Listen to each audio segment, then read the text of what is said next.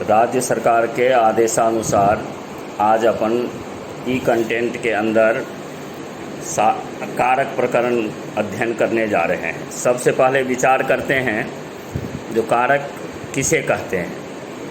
क्रियान्वित्वम कारकत्वम व साक्षात क्रियान्वित्वम कारकत्वम क्रियाजनकत्वम कारकत्वम च, माने क्रिया के साथ जिसका साक्षात अन्वय हो उसे कारक कहा जाता है।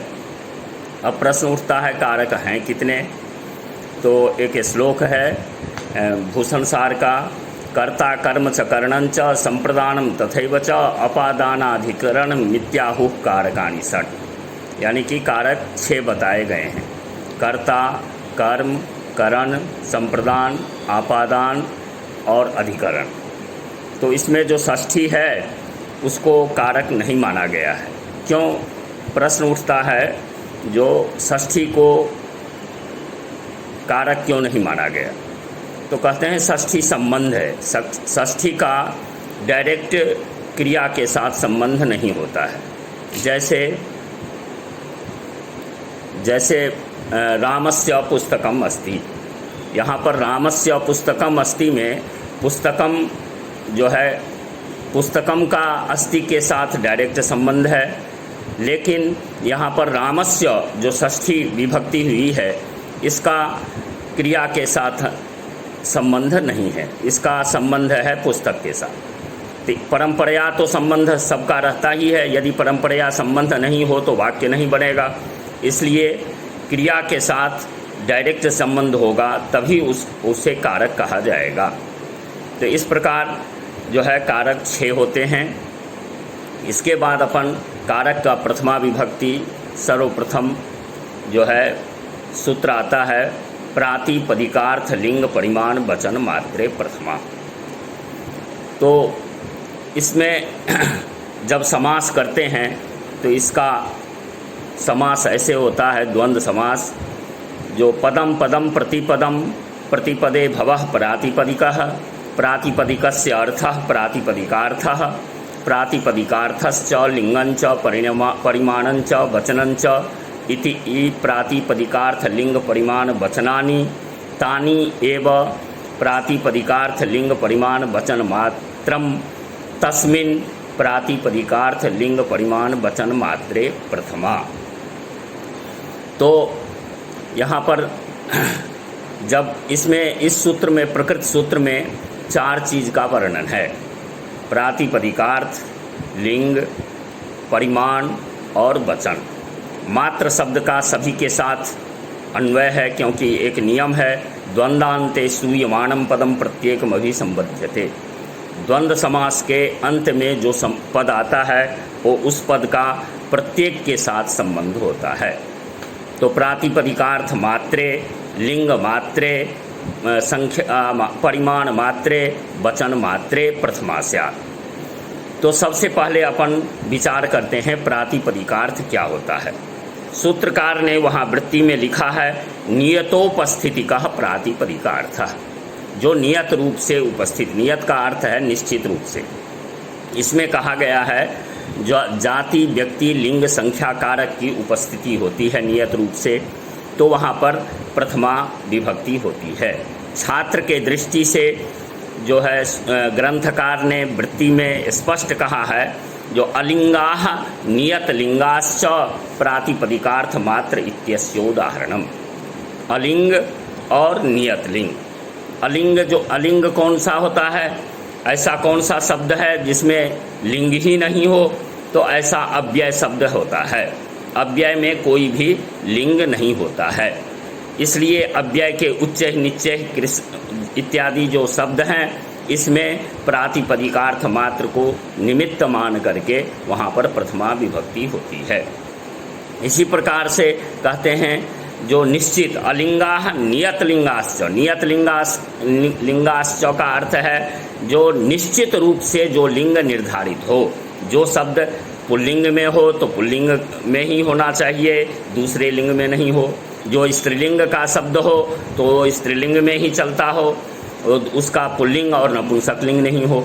जो नपुंसकलिंग का शब्द है वो नपुंसकलिंग में ही चलता है, वो पुल्लिंग में नहीं चलेगा और स्त्रीलिंग में नहीं चलेगा। इस प्रकार से जो है प्रातिपदिकार्थ का उदाहरण जो है अलिंग और नियतलिंग ये समझना चाहिए। जैसे उदाहरण दिया है जो उच्चैः निच्चैः कृष्णः श्री ज्ञानम, ये जो है उच्चैः निच्चैः कृष्णः और श्री ज्ञानम, ये 5 उदाहरण प्रातिपदिकार्थ का दिया है। उच्चैः शब्द होता है, इसमें जो है अलिंगत्वात् जो है प्रातिपदिकार्थ लिंग परिमाण वचन मात्रे प्रथमा, इस सूत्र से प्रातिपदिकार्थ मात्र में प्रथमा विभक्ति होती है और सु का अनुबंध लोप हो करके सकार का पहले लोप होता है, फिर जो है सकार को उच्चैः के सकार को ऋतु विसर्ग हो करके उच्चैः बनता है, ऐसे ही निच्चैः बनता है। इसी प्रकार से कृष्णः श्री ज्ञानम है, कृष्ण शब्द है तो वसुदेव का पुत्र कृष्ण, जब कृष्ण लेंगे तो निश्चित लिंग है पुल्लिंग। यदि उसी कृष्ण शब्द को यदि हम रंगवाची कृष्ण काला ले लेंगे तो इसको जो है लिंग मात्र को अधिक मान करके यहाँ पर लिंग मात्र में प्रथमा विभक्ति होगी, प्रातिपदिकार्थ मात्र में प्रथमा विभक्ति नहीं होगी। तो इसलिए दशरथ वसुदेव के पुत्र श्री कृष्ण जब इस प्रकार से अर्थ करेंगे तो कृष्ण में पुल्लिंग निश्चित लिंग पुल्लिंग होने के कारण यहाँ पर प्रातिपदिकार्थ मात्र में प्रथमा विभक्ति सु आएगा और ऋतु विसर्ग होकर के कृष्ण बनता है। ऐसे ही श्री है, स्त्रीलिंग निश्चित है और स्त्री शब्द स्त्री जो है वो इसमें ऋतु विसर्ग हो जाता है, क्योंकि दिया है अभितंत्री तरी लक्ष्मी धीहरी श्रीना मुनादिषु सप्त स्त्रीलिंग शब्दानाम न सुलोपो कदाचन। इस नियम के तहत यहाँ पर सु का श्री से शब्द के बाद जो सु आता है उस सु का लोप नहीं होता है, सकार को ऋतु विसर्ग होकर के श्री बनता है। ऐसे ही ज्ञानम है तो ज्ञान शब्द से निश्चित नपुंसकलिंग होने के कारण यहाँ पर प्रथमा विभक्ति आती है, सु को अतोम से सु को अम हो जाता है, अमी पूर्व से पूर्व रूप इत्यादि होकर के यहाँ पर ज्ञानम ये रूप बनता है। इसी प्रकार से जो है कृष्णा श्री ज्ञानम ये अपना जो है प्रातिपदिकार्थ का उदाहरण हो गया है। इसके बाद जो है प्रातिपदिकार्थ लिंग है, जहाँ पर लिंगाधिक्य हो, लिंग मात्रे प्रथमा विभक्ति, जो भी शब्द एक लिंग से अधिक लिंग हो जिस शब्द में, वहाँ पर लिंग मात्र को निमित्त मान करके वहाँ पर प्रथमा विभक्ति होती है। जैसे वहाँ पर उदाहरण दे रखा है तटः तटी तटम, तटः तटी तटम। जैसे मैंने अभी चर्चा की थी कि कृष्ण शब्द का जब हम रंगवाची विशेषण के तौर पे प्रयोग करेंगे तो कृष्णः, कृष्णा और कृष्णम ये रूप बनेगा। तो इसी प्रकार से जो है ये जो लिंग मात्र में वहाँ पर द्वितीया विभक्ति प्रथमा विभक्ति हो करके जो है वो रूप बनेगा तटः तटी और तटम। इसके बाद जो है द्रोणो व्रीहि परिमाण मात्र का है, तो परिमाण मात्र परिमाण कहते हैं जो बाट को, जैसे 2 किलो का बाट है, 5 किलो का बाट होता है लोहे का, उसके बाद जो 10 किलो का होता है। तो प्राचीन काल में जो नाप का पैमाना था वो जो है कोई न कोई वस्तु विशेष था, बाट का प्रचलन नहीं था।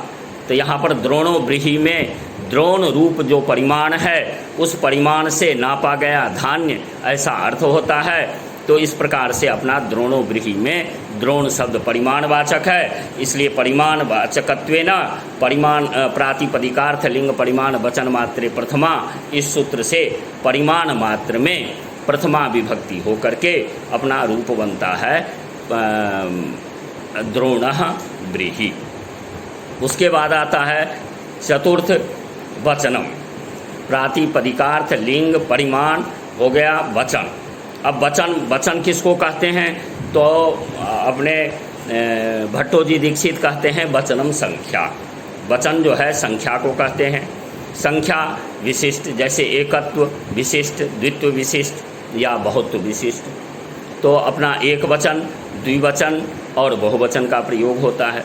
तो इसलिए एकत्व संख्या विशिष्ट जब होगा तो वहाँ पर जो है वो वचन मात्र को निमित्त मान करके प्रातिपदिकार्थ लिंग परिमाण वचन मात्रे प्रथमा, इस सूत्र से जो है प्रथमा विभक्ति होगी। जिसका उदाहरण प्रकृत सूत्र में दिया है एकः द्वौ बहवः। एकत्व संख्या विशिष्ट रामः इत्यादि का जो बोध होता है तो एक शब्द से प्रथमा के वचन मात्र में प्रथमा विभक्ति होकर के सु को ऋत्व विसर्ग होकर के एकः बनता है। इसी प्रकार से द्वित्व संख्या विशिष्ट है, ये न तो एकत्व संख्या विशिष्ट होता है न बहुत्व संख्या विशिष्ट होता है, इसलिए इसका द्विशब्द का द्विवचन में ही प्रयोग होता है। और द्विवचन में प्रयोग होगा तो प्रथमा के एक वचन में प्रथमा के द्विवचन में यहाँ पर जो है औ आएगा, तो द्वि शब्द से औ आएगा। द्वि का जो ई है उसको एक सूत्र है तेदादी नामः, उस तेदादी नामः से द्वि के ई को अ हो जाता है तो द्वा प्लस औ होता है, वृद्धि इत्यादि कार्य करके अपना द्वौ रूप बनता है। तो ये द्वितीय संख्या विशिष्ट का बोध कराता है। यहाँ पर भी जो है वचन मात्र में प्रथमा विभक्ति हुई है। ऐसे ही तीसरा उदाहरण है बहवः का। तो बहवः जो है वहाँ बहुशब्द है और बहुत संख्या विशिष्ट का बोध कराने के कारण ये न तो प्रथमा में एक वचन में चलेगा न द्विवचन में चलेगा, ये बहुवचन में चलेगा। तो प्रथमा का बहुवचन में जस विभक्ति आएगी और जस का अस बचेगा, बहु प्लस जस रहेगा, अस बचेगा, जसी च से बहु को गुण हो जाएगा तो बहु हो जाएगा। एचो यवायाभा इत्यादि से अब आदेश करके बहवस सकार को ऋत्व विसर्ग करके बहवः ये रूप बनेगा। तो इस प्रकार से एकः द्वौ बहवः, इसका ये प्रातिपदिकार्थ लिंग परिमाण वचन मात्रे प्रथमा, इस सूत्र का ये संपूर्ण व्याख्या हो गया है। इसी प्रथमा विभक्ति में एक सूत्र और आता है संबोधने च। ये भी सूत्र कहता है संबोधन की विवक्षा में प्रथमा विभक्ति होती है।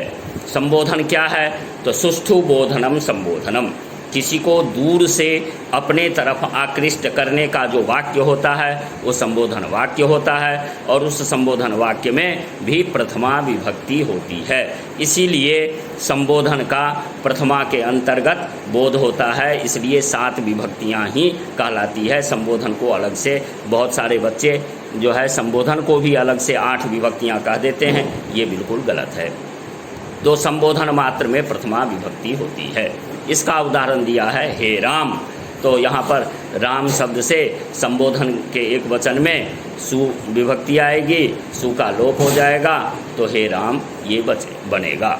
इस प्रकार से आज अपन प्रथमा विभक्ति का अध्ययन किए। अब दूसरे ई कंटेंट में अपन द्वितीया विभक्ति प्रारंभ करेंगे। जय तु भारतम, जय तु भारती।